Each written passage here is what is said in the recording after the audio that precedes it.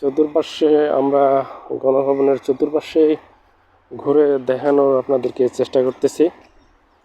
আপনি দেখতে পাচ্ছেন যে ওয়ালগুলো, মানুষের ক্ষোভের বহিঃপ্রকাশ হচ্ছে এই ভাঙা ওয়ালগুলো।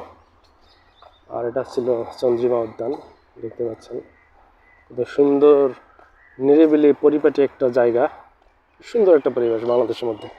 আসলে এই ধরনের জায়গাই তো মানুষ কামনা করে, এই ধরনের জায়গায় মানুষ পছন্দ করে সবাই। এই ধরনের জায়গায় ঘুরতে সবাই খুব ভালোবাসে। এই যে দেখতে পাচ্ছেন ভাঙা ওয়াল, এবং এখান থেকে আপনাদেরকে একটু ভিতরের দিকে দেখানোর চেষ্টা করি।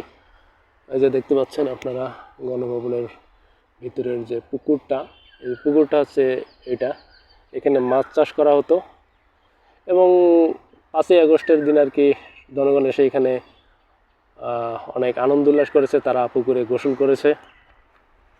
দেখতে পাচ্ছেন সুন্দর একটা পরিবেশ, এই চন্দ্রিমা উদ্যানের পরিবেশটা দেখতে পাচ্ছেন আপনারা।